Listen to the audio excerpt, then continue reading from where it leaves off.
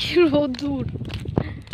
নমস্কার বন্ধুরা, লক্ষ্মী রসই জানাই আপনাদের অনেক অনেক স্বাগত। আপনারা সকলে কেমন আছেন? আশা করছি ভালো আছেন, আর আপনাদের আশীর্বাদ ও ভালোবাসা আমরাও সকলে ভালো আছি। তো আজকে চলে যাচ্ছি হাঁস খুঁজতে। অনেক জায়গায় গেলাম, গিয়ে পেলাম না, তো এখন এক জায়গায় পেয়েছি, কিন্তু ওদের বয়সটা এতটাই কম, খেয়ে নাকি ভালো লাগবে না।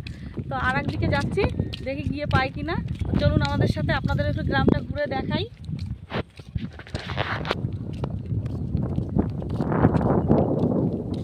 সুন্দর খেজুর গাছগুলো দেখ, প্রচুর রস বেরোবে এবছরে। দেখ ধান ভরা ছবি। এখানে আমাদের জমিও আছে। তুই কি চিনিস আমাদের জমি? মৌ না, ও মৌ গেছে কোনোদিন জমি? তো আমাদের অনেক ছোটবেলায় গেছিলাম। ওই তো ওইখানটায় আমাদের জমি। বোন আর আমি কথা বলতে বলতে যাচ্ছে, মা গটগট করে হেঁটে এগিয়ে যাচ্ছে। আর ওই যে গাছগুলো দেখতে পাচ্ছেন, এগুলো হচ্ছে সব খেজুর গাছ। আর খেজুর গাছগুলোর পাশে হচ্ছে নদী, কুন্তি নদী। মা গটগট করে চলে যাচ্ছে। পাশে একটা ঘাট ছিল, ওখান থেকে আমি নদীতে নেমে গেলাম। যা একটু স্নানও করে নে।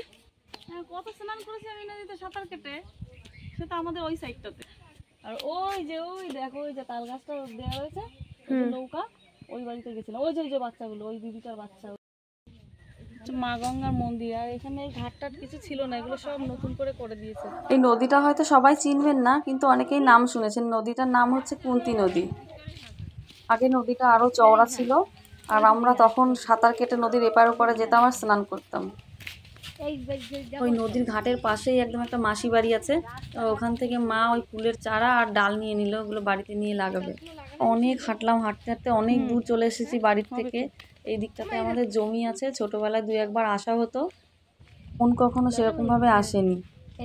আমরা যেখানে এসেছি, এই জায়গাটার নাম হচ্ছে বনের মাঠ। এখানে যে রাস্তাটা দেখতে পাচ্ছেন, এই রাস্তাটা আগে একদম লাল মোরাম রাস্তা ছিল, এখন রাস্তাটা ঢালাই হয়েছে।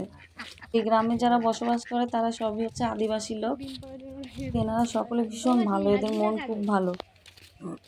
হাঁস খুঁজতে খুঁজতে আমরা এত দূর চলে এসেছি, আর মা যত দূর পারছে আমাদেরকে নিয়ে যাচ্ছে এখানে সেখানে হাঁস খুঁজতে। তো ওনার মেজো জামাই আবদার করেছে হাঁসের মাংস খাবে, তো তার জন্যই এত দূরে আসা। কারণ মা সবসময় তার জামাইরা যেটা খেতে পছন্দ করে সেটা খাওয়াতে পারলে ওনার খুব আনন্দ হয়, ওই জন্য উনি এত দূরে চলে এসছে হাঁস খুঁজতে।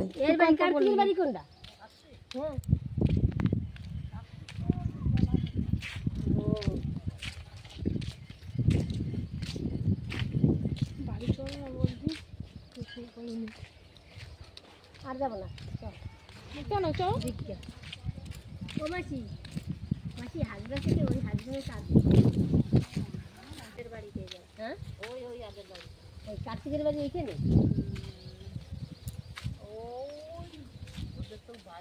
বন্ধুরা, কেন জানি না আমার সবসময় এরকম গ্রাম এলাকা ভালো লাগে। আমার মনে হয় সবসময় এরকম জায়গায় আমি যদি থাকতে পারতাম আমার খুব ভালো লাগতো।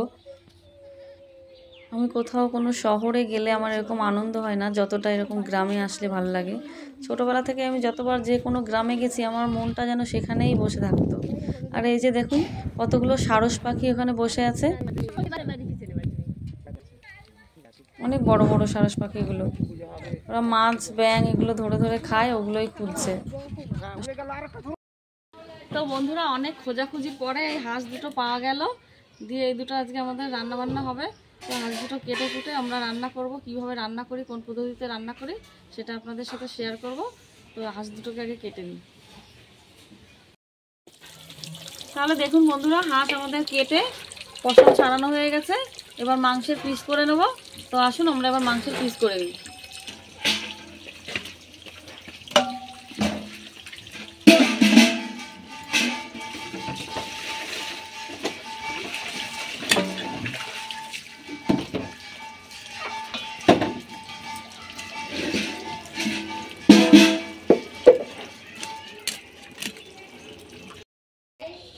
হাঁসের মাংস আমাদের কেটে ধুয়ে পরিষ্কার করে নিয়ে আসা হয়েছে। এবার এটা রান্না বসিয়ে দেবো আমরা। তো আসুন রান্নাটা শুরু করে দিই। নে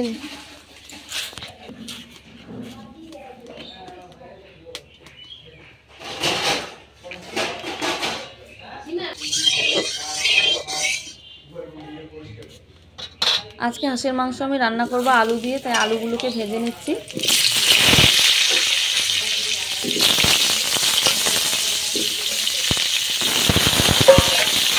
আলুগুলো সব ভাজা হয়ে গেছে, এগুলোকে তুলে নেব।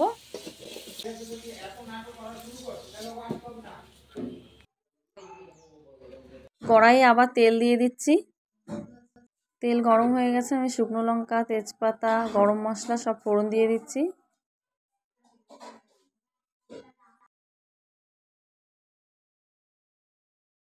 ফোড়ন উঠে গেছে, আমি এবারে পেঁয়াজ কুচি দিয়ে দেবো।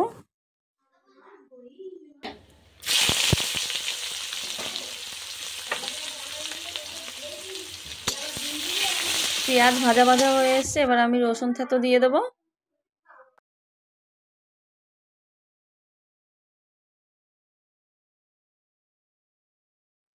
পেঁয়াজ রসুন ভালো করে ভাজা হয়ে গেছে, এবার আদা, জিরে, শুকনো লঙ্কা বাটা দিয়ে দিলাম।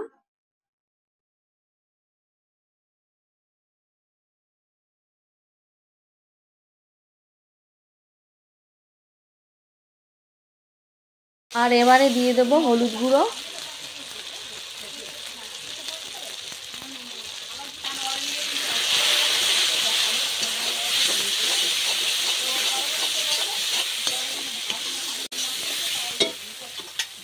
মশলাটা যাতে ভালো করে কষা হয় তার জন্য দিয়ে দেবো মশলা ধোয়া জল।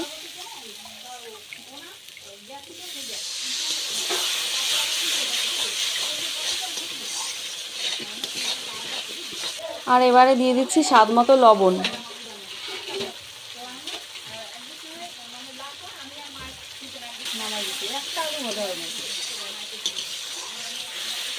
মশলা আমার খুব সুন্দর করে কষানো হয়ে গেছে, আমি এবারে মাংস দিয়ে দেবো।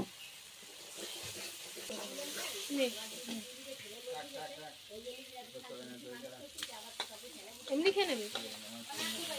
ওই চালটা অত বড় রেখেছিস? দিদি দেখে দাও, আমি খেয়ে নেবো। আমার দিদি এবার কতটা ভালো বলছি আমাকে।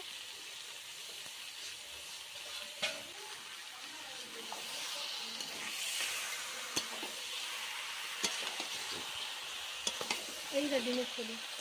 মা এই হাতটা ডিম পাড়া তোর কদিন হলো? হ্যাঁ, ডিমের থলি ছিল কতগুলো, ছোট হচ্ছে।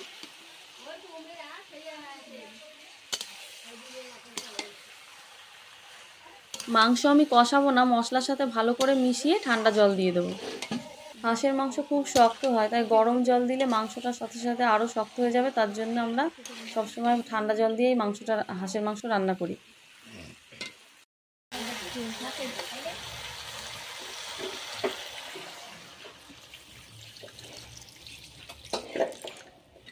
প্রদীপ দা আর কন্ট্রোল করতে পারিতেছে না।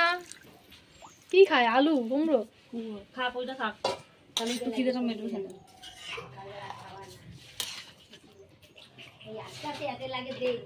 হাঁসের মাংস খাওয়ার সব থেকে মাংসের মধ্যে আমি যে ঠান্ডা জলটা দিয়েছি এটা পুরোটা একদম শুকিয়ে তারপরে মাংস কষাবো।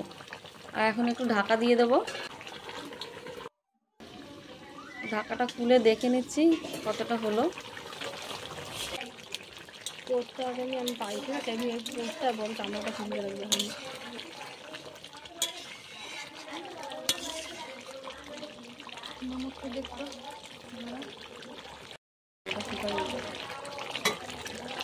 মাংস আধ সেদ্ধ হয়ে গেছে, আমি এবার আলু ভাজাগুলো দিয়ে দেবো। আলু দিয়ে মাংসটা আরও সুন্দর করে কষিয়ে নেব।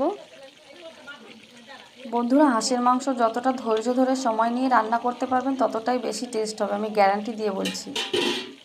বন্ধুরা, আপনারা তো দেখতে পেলেন আমি ঠিক কতটা পরিমাণে জল দিয়েছিলাম। সবটা জল আমি জাল দিয়ে আবার শুকিয়ে ফেলেছি। এবার ভালো করে এই যে কষিয়ে নিচ্ছি।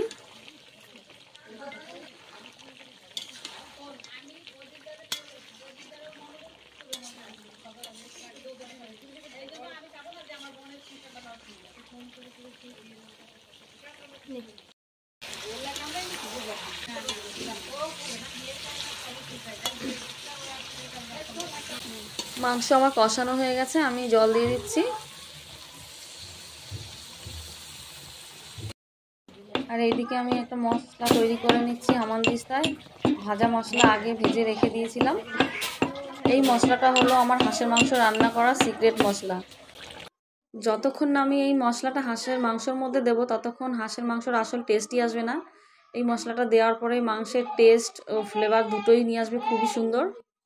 আর আমার মতো এভাবে যদি হাঁসের মাংস রান্না করে খান তো আপনাদের মনে হবে যে এবার শীতের সময় বারবার হাঁসের মাংস রান্না করে খাই। এভাবে মাংস রান্না করলে মাংসের মধ্যে মশলা, নুন সব এত সুন্দরভাবে ঢুকে যায় যে টেস্টটা দারুণ টেস্ট নিয়ে আসে, মানে বলে বোঝানো যাবে না, এত সুন্দর টেস্ট হয়।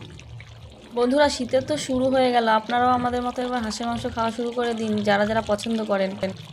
আমি যেভাবে হাঁসের মাংস রান্না করলাম বাড়িতে একবার অবশ্যই এভাবে রান্না করে খান।